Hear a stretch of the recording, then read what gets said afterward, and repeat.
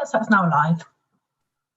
Okay, so welcome everybody to this virtual Cabinet panel on community that's being conducted with members, officers and members of the public at various locations, communicating via audio, video and online. There's also the opportunity for the public and press to listen to and to view the proceedings. Before the meeting starts, I'd like to invite the committee member and scrutiny officer, James, to take the roll call to confirm that members, officers and registered speakers are in attendance. Over to you, James. Thank you, Chair. So I'm just going to run through quickly. When your name is called, can you please indicate your attendance and check that we can hear you and that you can hear us as well. So I'll start with the officers. Steve Crowley. Yes, present. Chloe Gray. Present. Thank you. And on to members. Councillor Judy Billing. I'm here. Councillor Daniel Allen. I'm here. Thank you. Councillor Ruth Brown. Present. Thank you. Councillor Sarah Dingley. Here. Thank you. Councillor Jean Green. I'm here. Thank you. Councillor Tony Hunter. Present. Thank you. Councillor Mandy Tandy. Present. Thanks, James. Good. And Councillor Ian Albert. Yes, thank you. And Councillor Claire Strong. Well, I am here, but I'm not a member of the panel. I'm just No. come along. Yes, sorry, I meant members of the council, but that's fine. Just to check with you. And on to the other people. Paul Ward from Nebworth Parish Council. Yes, good evening. Thank you. Claire Green, Nebworth Parish Council. Yes, I'm here. So is it Green or Graham? Sorry, Claire. Graham. Graham, sorry. Sorry, Graham. And I've got, sorry, Graham Lee from Ashwell Parish Council. Yeah, here. Thank you. Alice Johnson from Letchworth Bid. Yes, here. Thank you, Alice. And Kathy Andrews from Letchworth Bid. Yes, here. Yeah, and we still don't have Tom Hardy or Kath Boughton. No, but she will be arriving late. Yeah, that is fine. Thank you. Back to you then, Chair. And this is, sorry, is there anyone else here who I haven't called? No, great. Back to you, Chair. Thank you. Okay, thank you very much. Item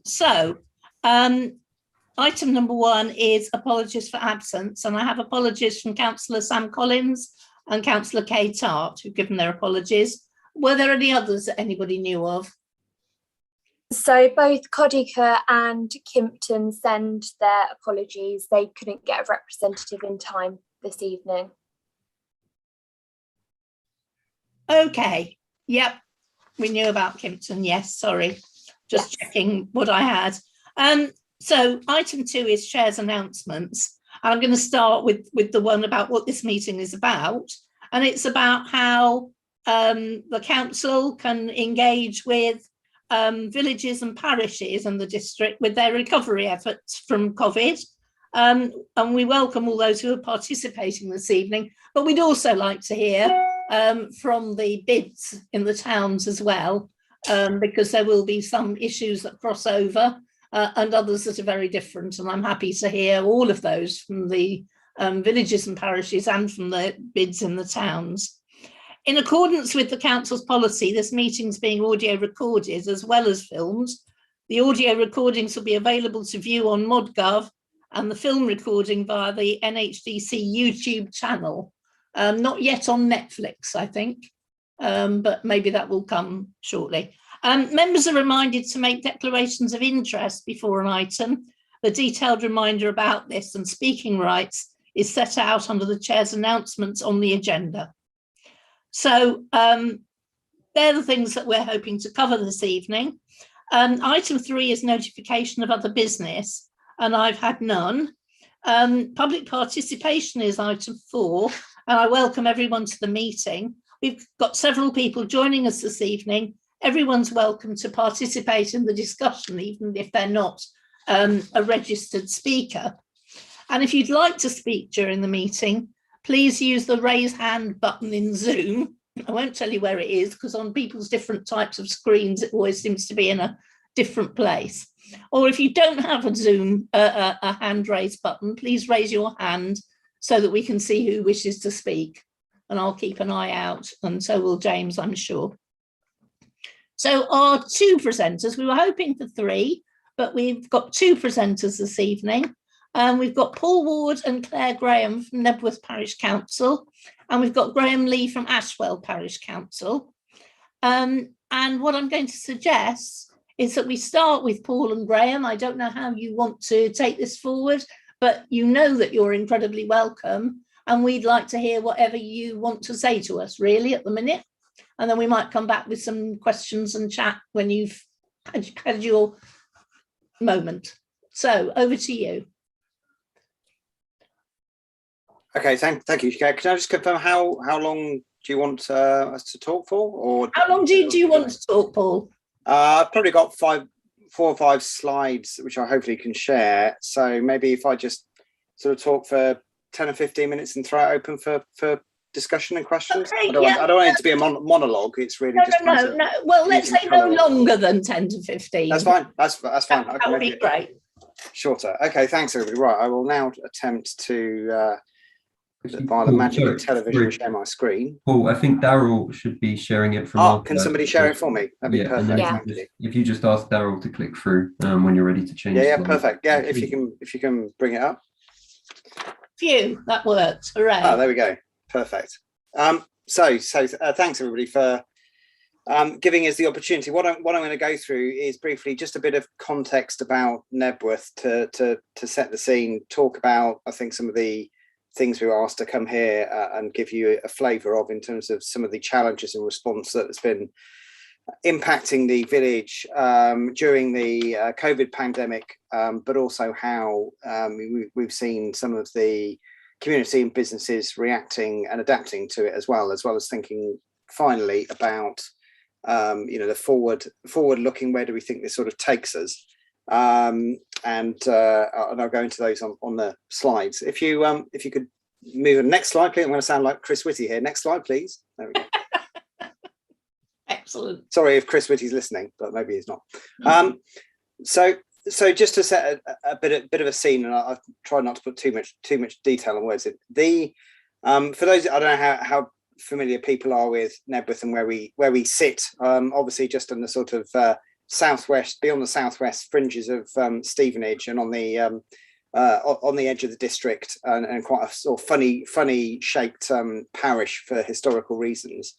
But what people refer to now as Nebworth in terms of the village is really the sort of new Nebworth, and is what I focused on here, which is the area around the train station, which is on the main line. And I guess the heritage is that it's really been around and created for about the last 130 years or so, really since and what kicked it off was obviously really focused around the train station, and the respective growth from that. It's on the B197 now, which you might be familiar with in terms of sort of corridor running the old Great North Road, and the corridor running what is now alongside the A1M, and that creates a whole set of issues that we'll no doubt touch on in a bit. But one of the very interesting points we've been reflecting on and trying to emphasise in what we've been doing with neighbourhood planning is trying to look at and preserve and really enhance and build on the heritage and the original intentions of Lutchens to create a garden village in Nebworth as a part of the original designs. And I put one of the shots from the original designs on the left-hand side, which is all part of the original land owned by Nebworth Estates, and they still have a big influence on what happens here, certainly to the west side of the main village at the moment. Apart from the B197, in terms of businesses and retail, we have a concentration of that around the village centre, and on the main road that you might be familiar with, so Stevenage Road and London Road, and there's a couple of pictures there. And clearly people will be hopefully aware of the context as it's one of the villages down for significant growth as part of the 2011 to 31 local plan as well, with the major sites KB 1, 2 and 4, which are highlighted on that map, of which KB 4 is subject to an outline planning application at the moment. So that's hopefully a bit of context. Anybody got any questions on that first, or shall I move on to some of the impact stuff we wanted to talk about? I should move on. Okay, all right, let me run through them and then I'll come back to questions. Yeah. Okay, fine. Do you want to go on the next slide? Thank you. So I think COVID challenges. One of the main things, as you can see from the pictures, was the social distancing restrictions, and you can have a read of the words on the slide. I think what I take into context was when we were saying largely unnecessary about the barriers and that you can see on the screen isn't that we were not trying to take public safety seriously, but actually the nature and width of the pavements in the centre of the village at the moment is very wide, and that actually causes its own issues with traffic constrictions. If you might know, if you drive through it regularly, it's quite tight when you've got parking both sides and a lot of traffic trying to get through. But essentially, one of the things that would happen with highways during the pandemic was the kind of mass imposition of the barriers, which, as you can see there, created some very probably overly wide spaces. But the impact on that was really significant in terms of the local businesses, which I'll come on to in a minute.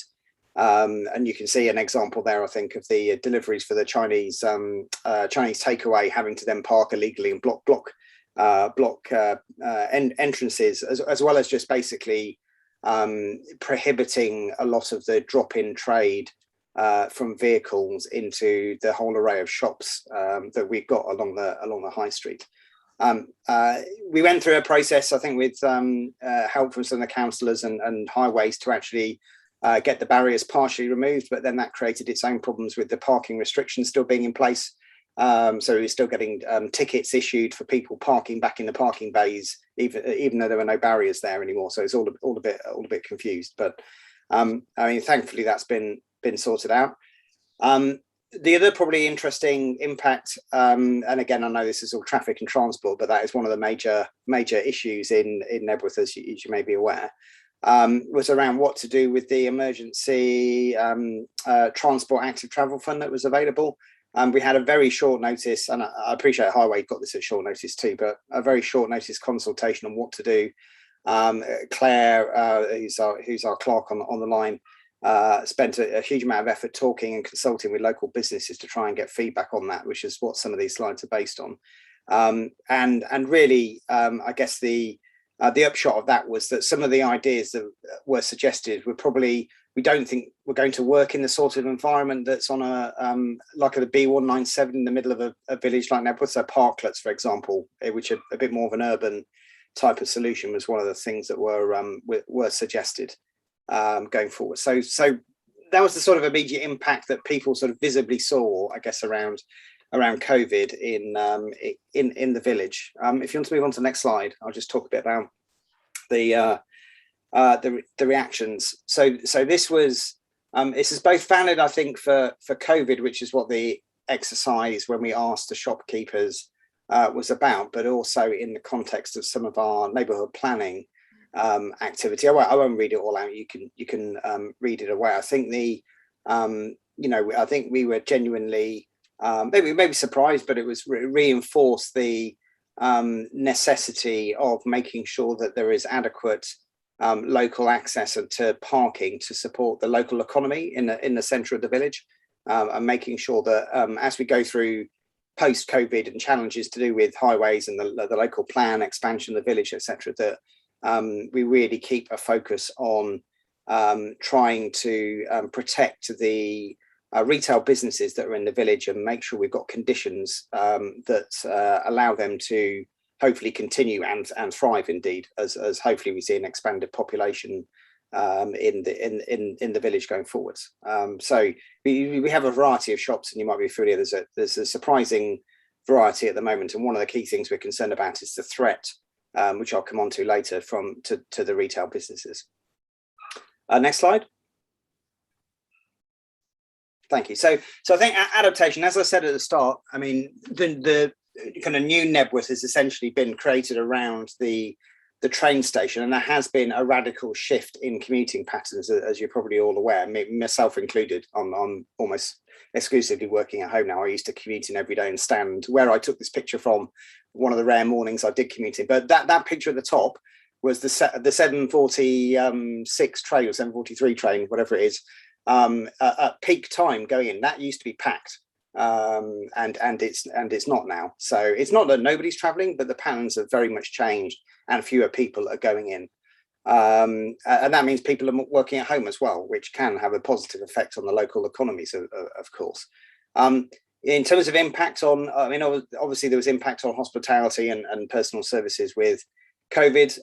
One of the things we've been doing, you may be aware, as a parish council, is we spent a lot of time working on saving the pub, the station pub next to the train station. And we had that open for about a month, literally before COVID hit. But we've managed through working with the tenants that we have, with the landlords in the pub, to keep the business going, and it's thankfully doing well as a really thriving local business run by a local family in the community.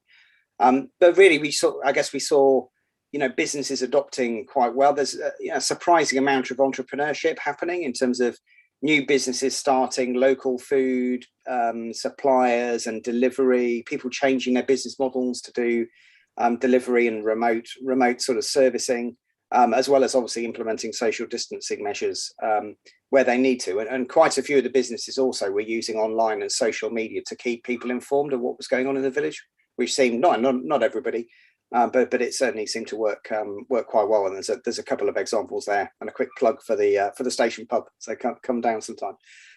Next slide, please. So I think just this slide was really just some more examples in terms of other types of changes. So we've got a very good butchers in the village, and they were adapting. They're also helping actually just deliver to people that couldn't arrange their own transport, or it was inconvenient for them to get there. And we saw, shops being able to sell other things to really keep people supplied when times were difficult with the social distancing and restrictions and the travel restrictions in particular going forwards. On the hospitality front, and thankfully once some of the places could open, we've seen certainly an increased use and a bit more creativity about use of outdoor spaces, which is good to see, and obviously helps from a COVID point of view. Next slide. Thank you. So I'll just briefly touch on some of the future. I mean, I think it's a mixture of opportunity and threats, really, from the perspective of the centre of the village, as I've been talking about. I really do think we have some serious questions about the viability and maintaining the viability of the centre of the village as it stands right now. There's a big development, which you may be familiar, used to be a builders merchants, Chaslow, in the centre, which is now a McCarthy and Stone retirement home, and whilst some of the frontage that you can see there in the picture is marked for retail units, it still hasn't been let out and is effectively dead space at the moment. It could well be converted into residential at some point. It's obviously up to them, but it's possible. We're also seeing other planning applications coming in units around there in the village centre to convert from retail to residential and into one 2-bedroom flats and that sort of thing. So I think as a general point, and certainly looking at what we've got in our neighbourhood plan, we really want the whole community, but in particular the village centre, to be vibrant and thriving retail in independent space that can support the local community. And we're really concerned that both the combination of some of the outflow of the planning changes, like that change of use type applications, as well as potential reduction in parking availability, be that on the street or be that in the car park. There's a car park behind the second photo there. It could both combine to have quite a significant negative impact on the retail viability of the village. So it's something we really want to pay attention to. We've flagged that up in the neighbourhood plan. We've been driving with a whole bunch of volunteers the neighbourhood planning activity over the last 4 or 5 years, and now we're in the latter stages of that. It's just going to final examination stage with NHDC's help. So we're pushing that through, and that's really focused on looking at how we try and cope and maximise the benefit from the potential expansion of the village with the local plan. One thing I would flag up on that, and certainly be lobbying everybody for their help with, and the planning officers at NHDC and councillors, is is really trying to think broader than individual impact of sites and developments, and trying to look at the cumulative impact of what do some of these things mean, both the immediacy of around Nebworth and some of the other growth areas that are in Stevenage or in Walmer Green to the south, that will also leverage the Nebworth infrastructure. So there's a lot of opportunity in there for entrepreneurs and for businesses, and to create with hopefully some of the investment out of the site's potential for a really good community. But there's also, as I said, some significant challenges I think we're faced given the heritage and some of the existing traffic concerns in the village. I'll stop there and maybe throw it out to questions. Okay, thank you very much indeed, Paul. Did Claire want to add anything? Oh yeah, sorry Claire, I forgot you. Is there anything I missed out or you think's worth adding? No, I think you've said it all, Paul. Thanks. Okay, just didn't want you No, to thank you. Sorry, good point. lose the opportunity. That was all. Okay, so thanks very much for that, Paul. That's really interesting, especially comparing with some of the experiences we've had, myself in the town of Hitchin and others in other towns in the area. Are there any questions people would like to ask Paul at this stage? It was all jolly clear, wasn't it? I don't see any hands going up. It was that clear.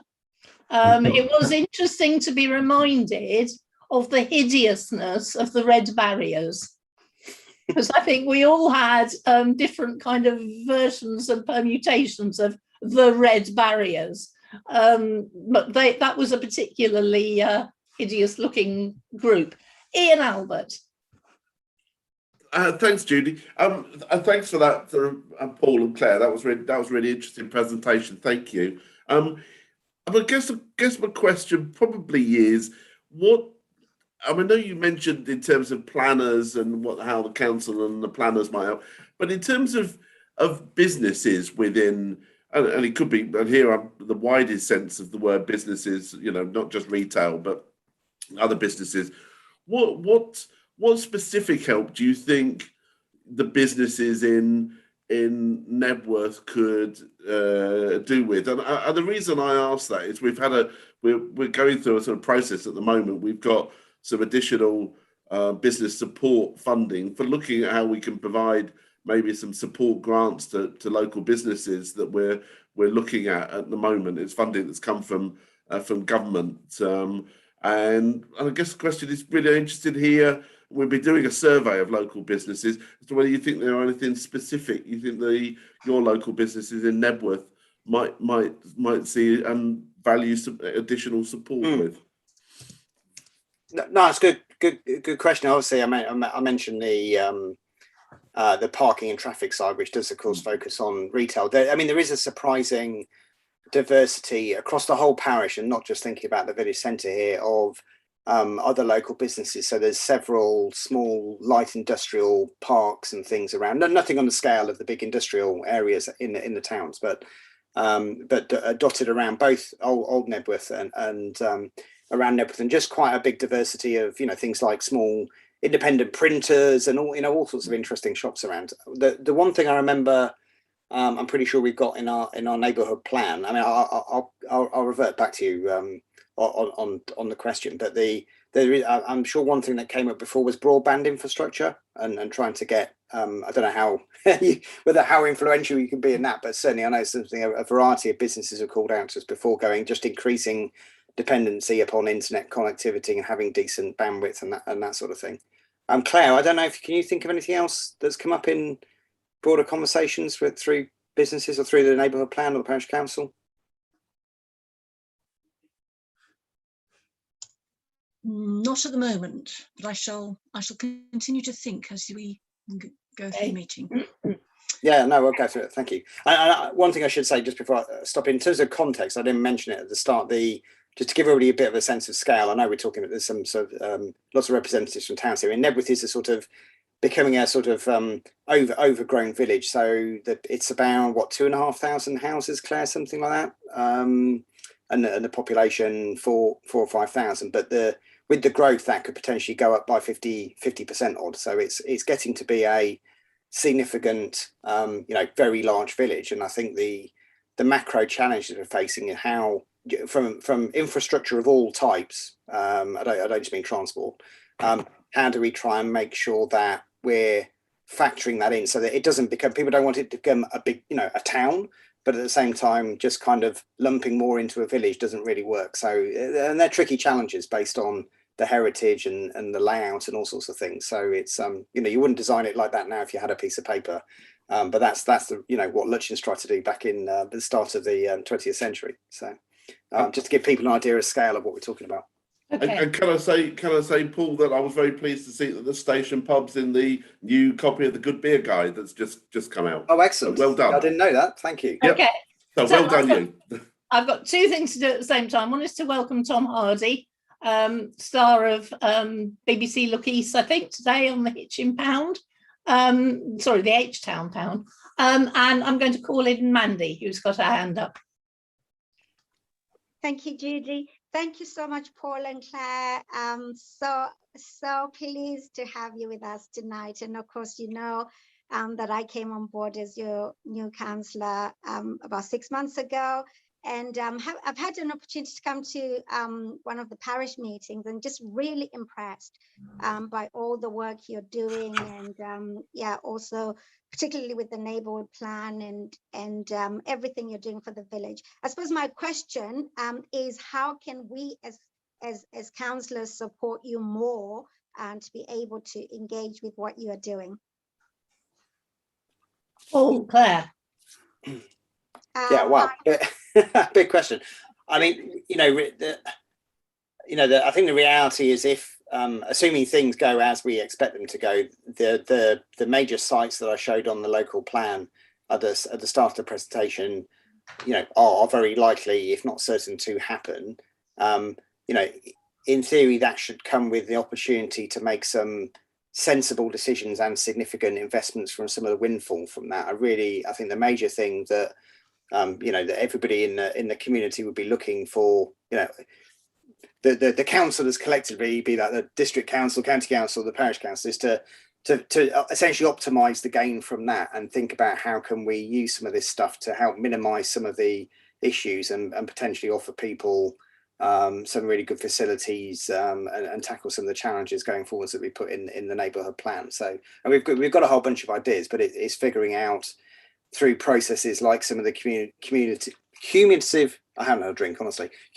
impact work that we're looking at with the planning department, and obviously all the kind of Section 106 type stuff, is how can we really get to the sort of benefit out of that. I think if people can see positive outputs from that, it will go a long way to ameliorate some of the kind of you're going around building on the green belt and all that sort of story. So I think that's certainly what I would flag. It's a big opportunity to change things positively right now, and we just need to make sure we collectively seize it, really. Claire, I don't know if there's anything more specific you can think of.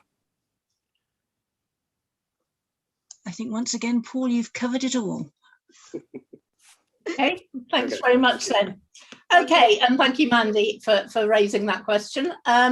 Shall we then ask Nebworth to stay with us along with our bids, and ask Graham from Ashwell to tell us a bit about what it's like in Ashwell at the minute.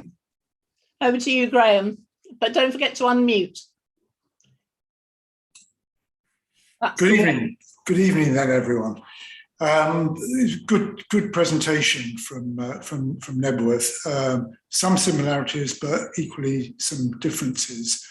I've got a less sort of image-based presentation. It's just an adaptation of a Word document I prepared earlier. But if James can put that up on the screen, I'll cover some background and then go into the sort of questions that Chloe sort of asked of us.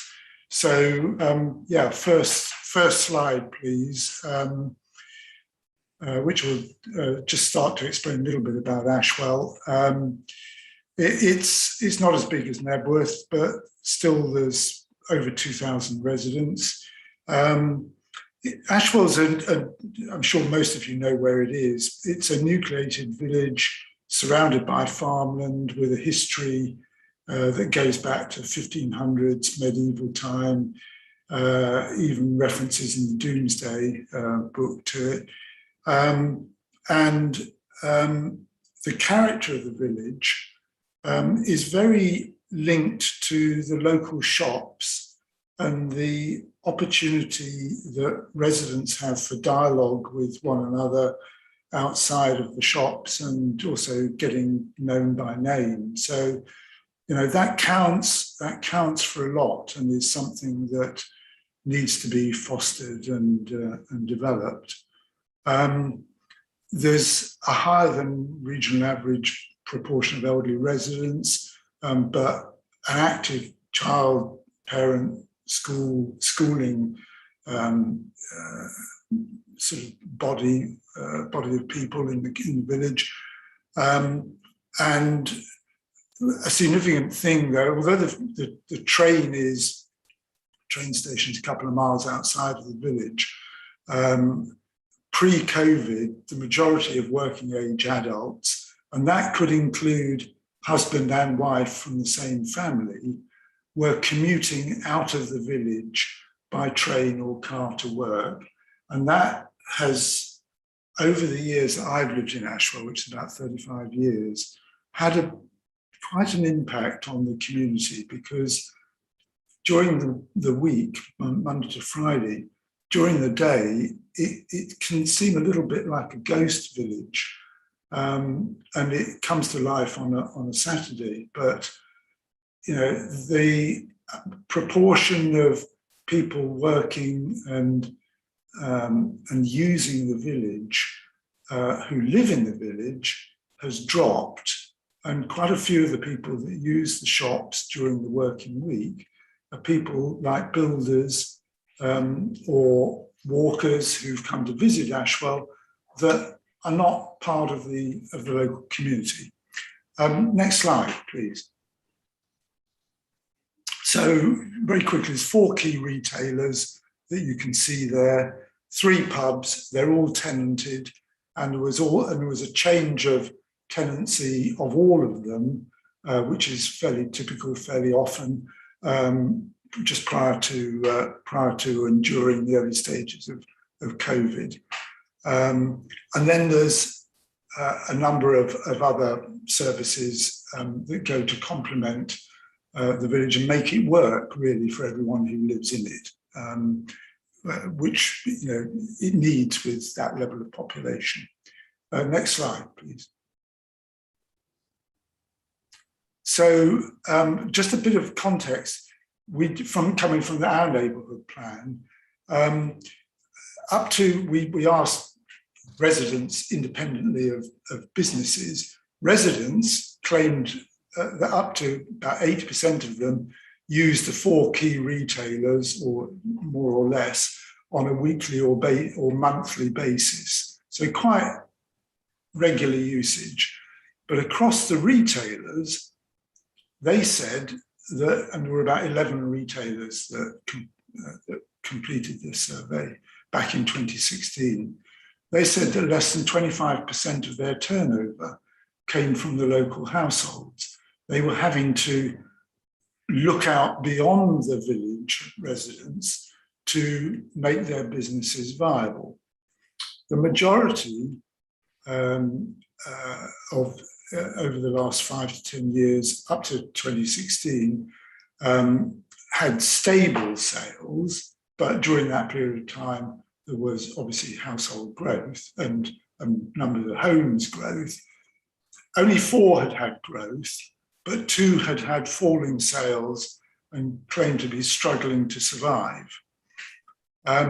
So there is a bit of a question mark, really, that's emerged from that work as to how strong a link, if any, there is between housing growth and local trade, and whether local trade is dependent upon other factors than just the numbers of people living in the village. as I mentioned earlier, the increase in people commuting out of the village has clearly had an impact on local retailers over time. Next slide, please. So the challenge, I'll skim through this fairly quickly because a lot of it isn't that sort of business related, but it's important for the way that the village works, really. The biggest issue, I think, particularly with an aging population, was accessing medical care and vaccinations. There was, as a result of COVID, Ashwell, which also has the Bassingbourn branch, closed its face-to-face surgery to Ashwell residents. That had a major negative effect on the community, and communication between the surgery and the community wasn't great to begin with. And obviously there's the PCN, which was, if you like, handling vaccinations for the surgery, but NHS also planning vaccinations on a national basis through their hubs. There didn't appear to be any real communication between those two channels, which caused a lot of frustration as well for residents. The pharmacy, which is one of the 4 key retailers, was giving flu vaccines throughout this period, but it didn't meet strict criteria for vaccinating anti-COVID. So it raises the question, were the COVID criteria too strict, limiting the potential for the pharmacy to fulfill a role locally, which is for it is very important, and for the residents is very important. Next slide, please. The second, all of you who've got children of school age would know how much of a problem it was juggling work and childcare, particularly during the first lockdown. During the second, key worker access helped, but the school was almost as busy as it was during normal working, during non-COVID time. So, was it abused? I'm not sure, but at least it helped. It helped the village sort of get back on its feet. Next slide, please. For the elderly and single household, lack of social events that people would use within the village was clearly a problem for them. Some groups maintained contact via Zoom, but the elderly, some aren't that great on computers, so it wasn't ideal for them. Next slide. The pub tenants, they clearly, as all pub tenants, pub owners, suffered during the extended closure. They were, during that period of time, in terms of trading, were the most affected. Thankfully, the furlough and lockdown payment grants helped them get through. They're all open now, and certainly, they've got out external sort of dining and drinking facilities, but now, of course, they can use, and several of them had gardens in use during the summer. Now they've opened up for meals, and they appear to be sort of getting back to a normal level, but being all tenants, they each have their different styles, so it's very difficult to compare with how the pubs were thriving pre-COVID. Next slide, please. And sport for children was a problem, and that impacted on the finances of clubs, societies, and churches throughout the village. So the parish council that takes rent from football and cricket use of the rec, we stopped asking for rent during that period. So there was a financial knock-on effect from COVID to the community. Next slide, please. But for key retailers, they benefited as residents who perhaps had difficulty getting online deliveries or were uncomfortable about driving to shops. They were able to use the local shops during the worst part of the pandemic, and they benefited undoubtedly. However, as the retailers, national retailers, got their act together, the number of home deliveries has increased significantly, and that is going to be, particularly with working families, that pressure is always going to be felt by local retailers. Next slide, please. But the retailers and residents groups work together to optimize the way that those services worked for the community. There was coordination, emailing, people would shop for other people, they'd deliver. A number of the retailers, took bookings for collection, or they delivered, which was sort of over and above what they were doing previously. So they did adapt during that period. Next slide. I must point out, though, the role of the pharmacy. The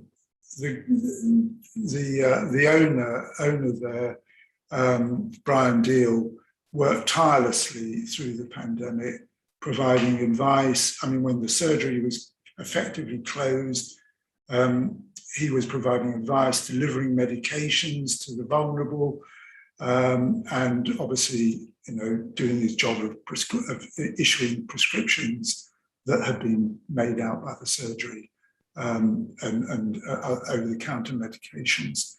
He received via the parish council and directly many commendations from local residents, and a plea to NHDC, if there is a local award coming up, award scheme coming up that's available, he should be put forward for an award.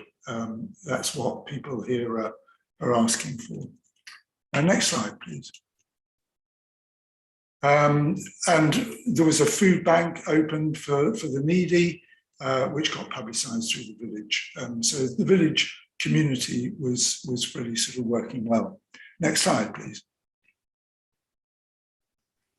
And communication with the community, parish council and other social media platforms sort of started coordinating to make sure that messages from the surgery and other organisations got spread throughout the community. And indeed, that also included requests for marshalling at the vaccination centres or vaccination centre in Letchworth, which I know a number of Ashwell residents took part in that.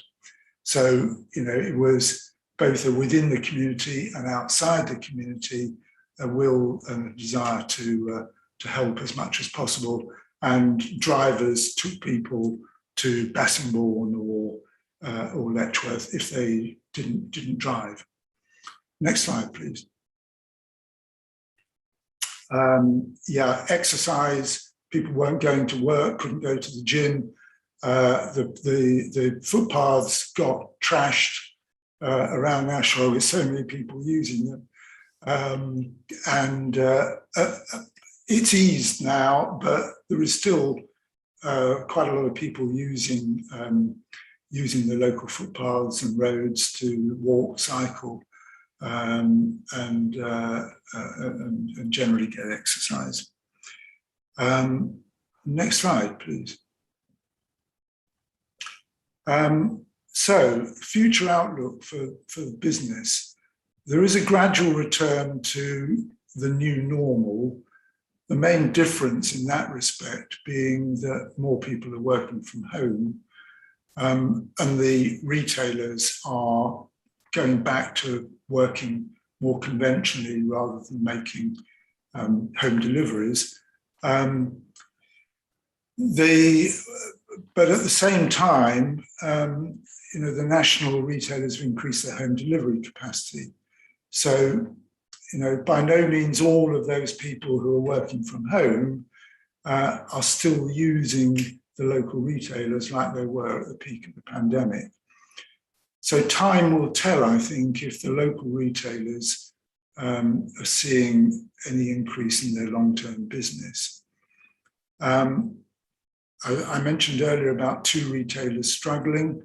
That remains a risk. And I think that what the surveys identified, and this is something that we've included in our sort of embryonic neighbourhood plan, is that we must look for ways of boosting local employment, because people that come into work in the village, who may then end up living in the village, but if they're working in the village, then they're more likely to use the local facilities, patronising the retailers.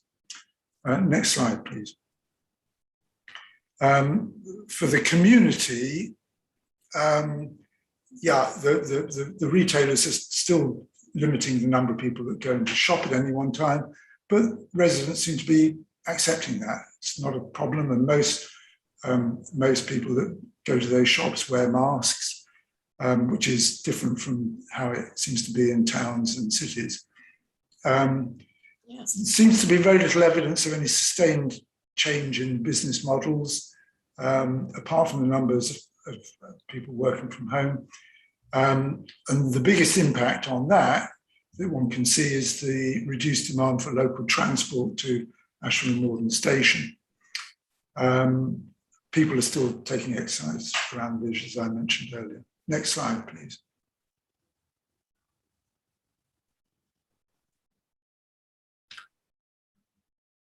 Next slide.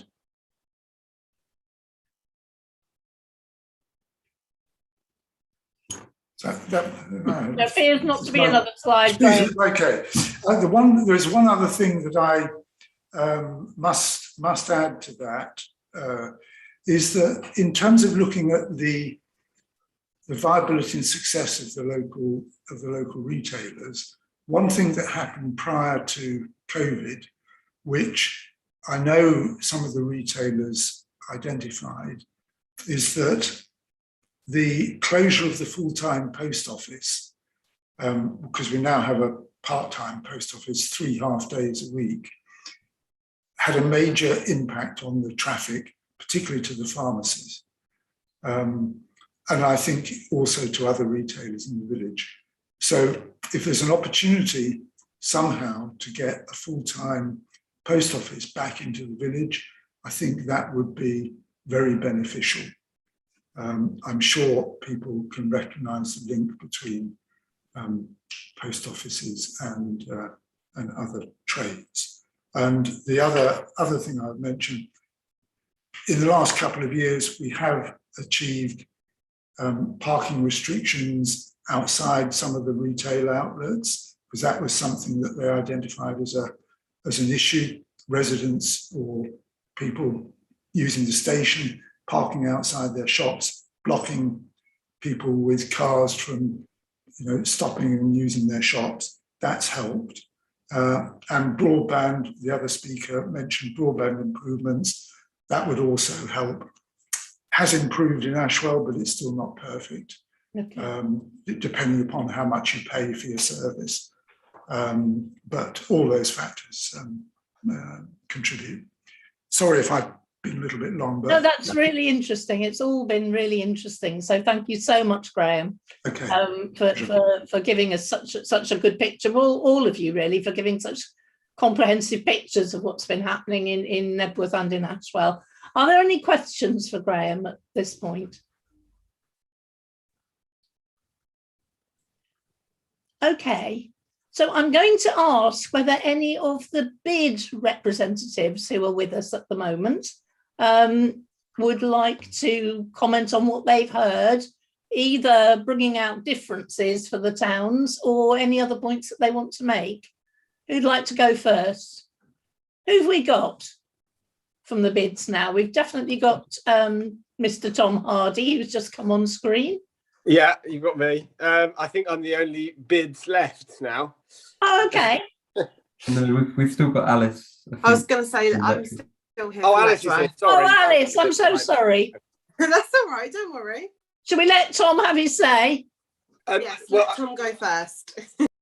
no, that's fine. No, it's really interesting. I mean, I'm not entirely sure what sort of comments you wanted me to make. Really, I was just kind of listening to the experiences of the other parishes. I mean, for us, you know, we've had we're obviously in talks with Ian at the moment about the discretionary funding and looking at ways that we can come up with projects for hitching that works for other towns as well, and you know, long-term and short-term projects for us. So that's sort of one of the main things we're looking at in terms of working with district council, and we are working on a sort of a tourism strategy.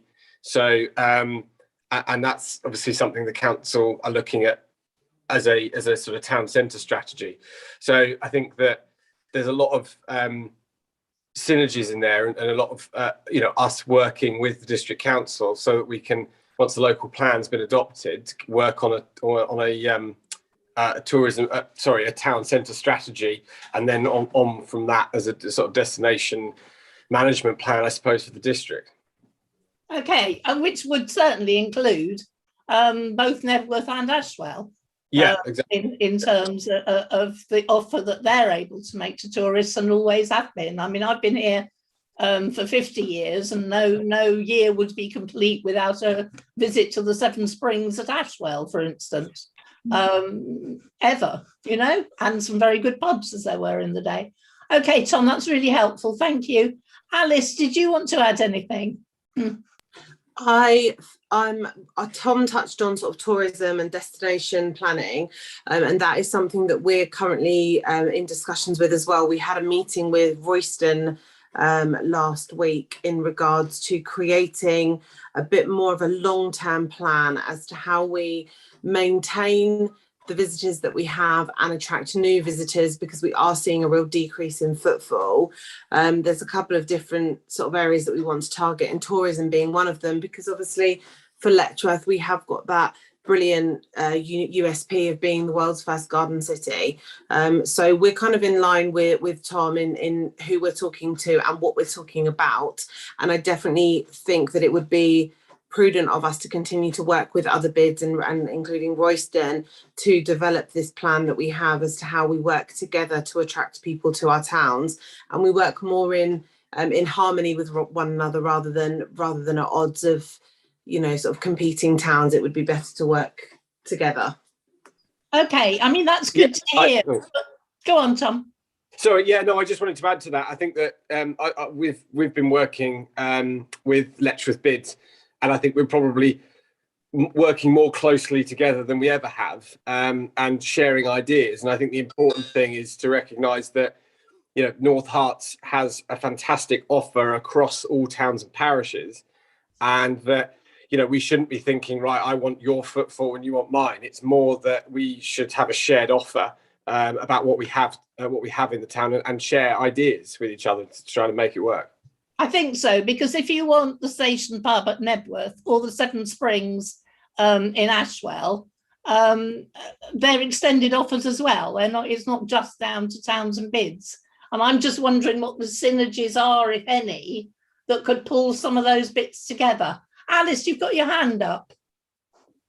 Oh, I just wanted to, I didn't want to interrupt Tom, but yeah, just to agree with Tom that Letchworth and Hitchin are working really close together now, and I'm sure you're all aware of the challenges that Letchworth has had in recent times with yet another change to our town centre manager. Yeah. It's far from ideal. So absolutely, I think if we could welcome in the other parishes to these discussions to see if there is a way that, for instance, we could come up with a tourism guide that kind of gives you a guide around the local areas and the hotspots to see in each town and parishes and villages. That would be fantastic. So perhaps it would be worth us scheduling something at another time to maybe bring those places into our discussions. That would be absolutely brilliant. Paul, you've got your hand up.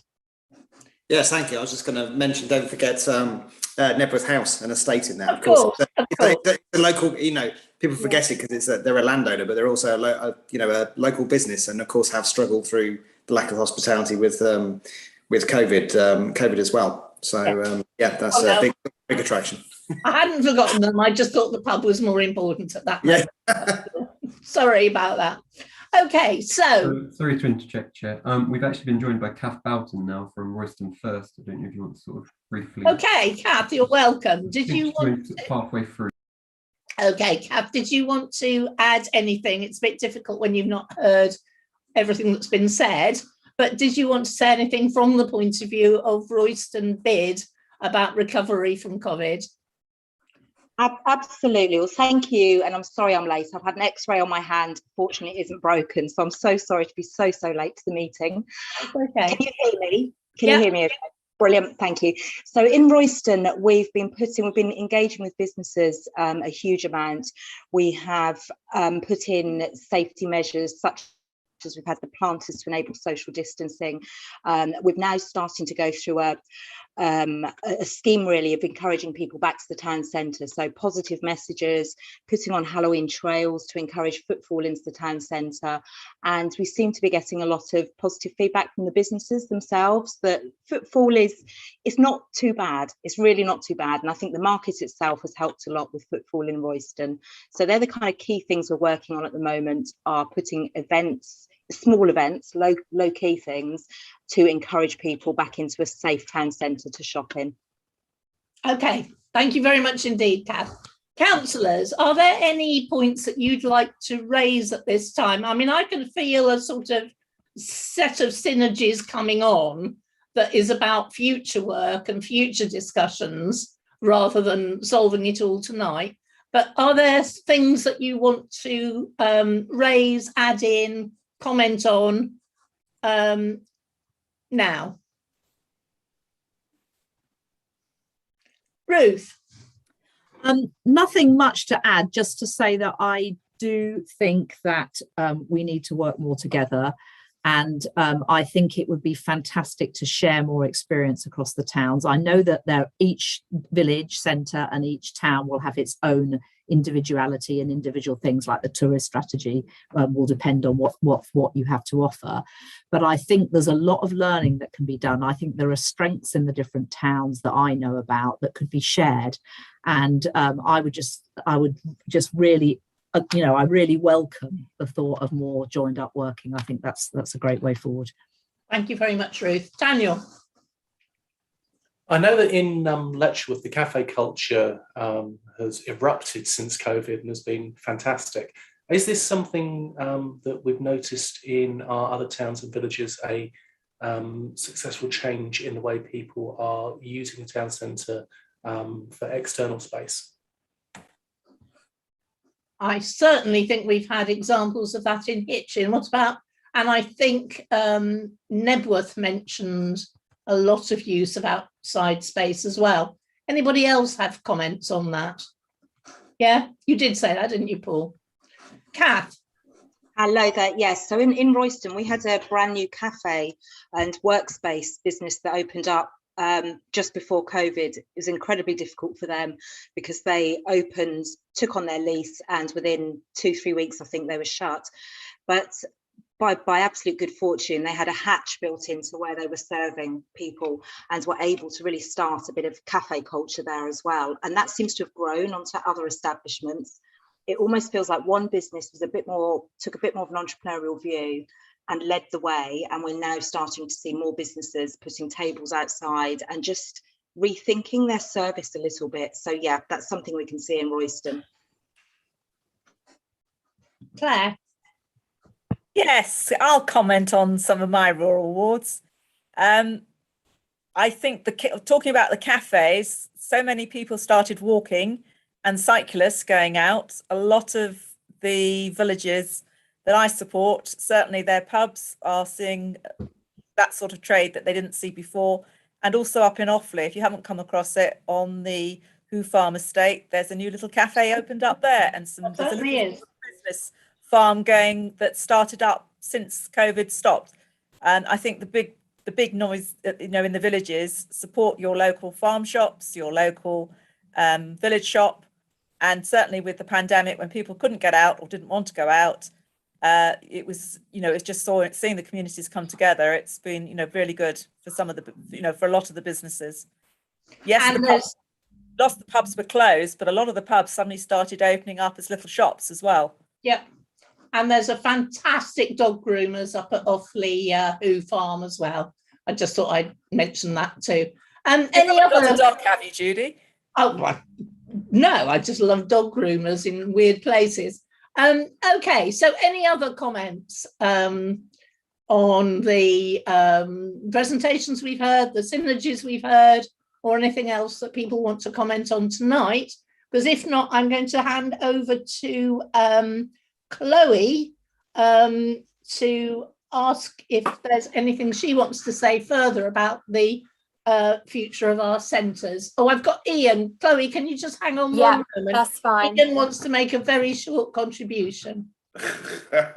Thank you, Judy. Yeah, only to say that we are looking to do a survey of maybe around 1,500 to 2,000 local businesses, and it does occur to me that it may well make sense to talk to the parishes and the bids and so on as to whether there are any specific questions, without obviously overloading a survey, that they might feel useful. It was asked.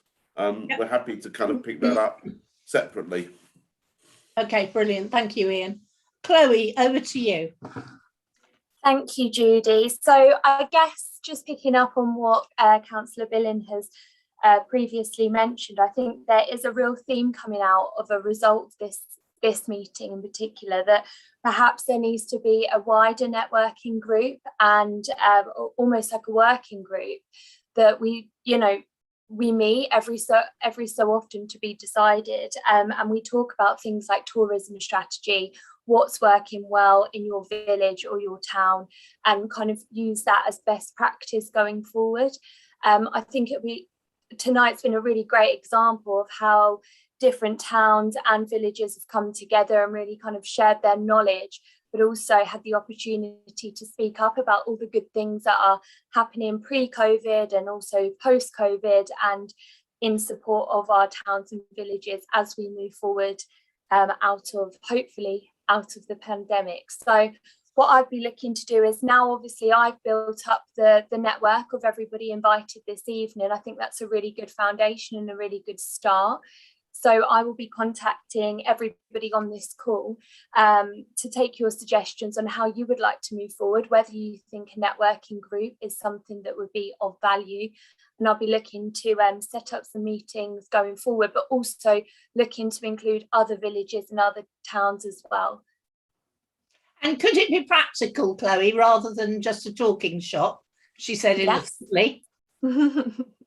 Because that would be good, and I think that might be more encouraging for people. But we have done that in a number of fields over the last year and a half. One to do with the food provision network, which has been very practical and very successful, and another one to do with arts provisions across the district, where people really struggling with theatre and visual arts and cinema and everything have come together and supported each other, again, in very practical ways, as well as a bit of online therapy, if you like. These have been practical groups, and I think they've been very helpful, really. Okay, so Mr. Tom Hardy's got his hand up. Yeah, I just wanted to add to that. I think that's a good idea that we create a group, but I think, like Judy was saying, it needs to have a point to it, I suppose. And I think that one of the things we don't seem to have time to look at is grant funding. not necessarily just from the council, but there are grant applications, there are grant funds out there. And I think if there was a way of us being aware of them, what the deadlines were, how to apply for them, and so that we can collectively be able to access funding to make these projects that we talk about, these meetings happen. Excellent idea, yes, and again, a very practical focus. Thank you, Tom. Thanks, Tom. Of any other things that people want to raise now? I'm all in favour of not having meetings go on for longer than they need to. Once you've got the germ of an idea and a way forward, always seems to me to be a very good time to stop a meeting, but I don't want to do that too suddenly. If there are people in this room, which is really my room, obviously, at home, who came to say specific things and feel they haven't had the opportunity. So now is your moment. If you came to say something, but nobody's asked you. Steve, you've got your hand up. Have you been sitting there feeling all shy? No, I didn't know whether you're going to cover it or not. So I thought I'd wait to see if you did mention about the next meeting we have, which is in January, at the end of January on the 31st. And I know when we spoke within our pre-meetings, it was trying to think if there was anything which specifically came from today that we might want to focus on in that meeting. I'm not saying that it definitely is, but I guess this is an opportunity where that would be, I guess, the best place to do that. Okay, so maybe that could be a time where we take this work a bit further forward, or we take this work offline and do something else in January. Do we have to decide tonight, Steve? No, we don't. It was just, I guess, it's just if anyone had any sort of thoughts that they wanted to specifically bring, so that we could focus on that. We obviously can look at everything that's been raised tonight and see if there's any sort of any themes or things that we think. But I guess whilst we've got everyone here, if they could have a think and there's say anything specific they think we should be really focusing on going forward, this is, like I say, that opportunity. Okay, well, Sarah's put her hand up. Sarah. Just off the top of my head, just as you're speaking, I was wondering about maybe talking about events, because next year we've got the Platinum Jubilee. We have the pageant in Royston. I know everybody's got all sorts of things going on. We haven't been able to do them for 2 years. Might be a good time to maybe pool ideas. That's a really good idea, Sarah. Let's have a session on community events, because I certainly know that Ruth and I have been working with the community engagement team to come up with a calendar of events, which is so terrifyingly long, like there's something every day. That it really would be good to have this group, this community group, come together and talk about where it wants to put its priorities and what sorts of issues we should be talking about. Thank you. Brilliant.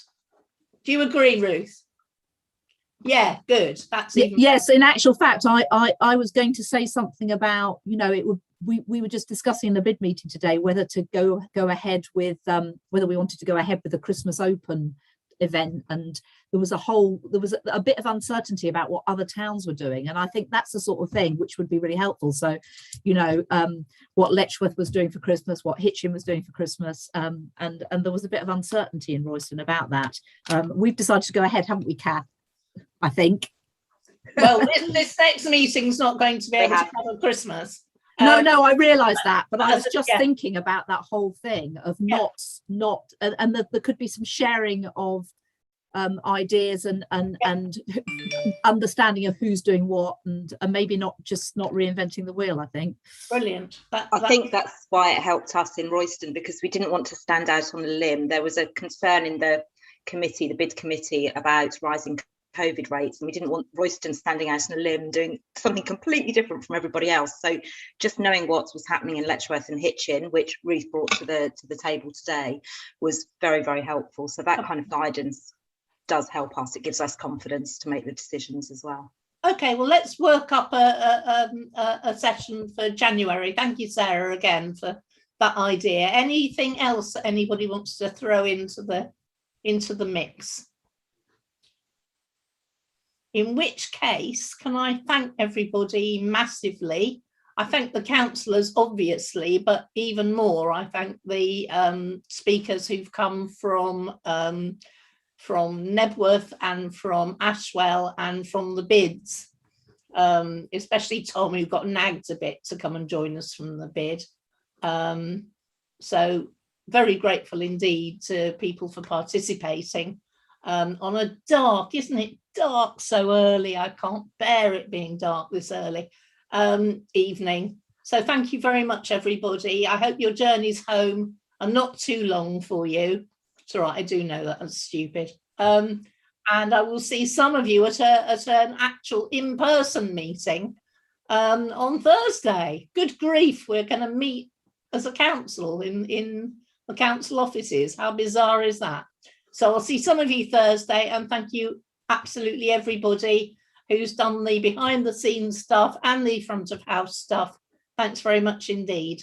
Anything else I need to do, team? No, that's all right. When you're ready to close, you close. Okay. In which case, thank you very much and bye-bye. Thank you, everyone. Thank you, everyone. Thank Good you. night. Thank you. Good night. Bye.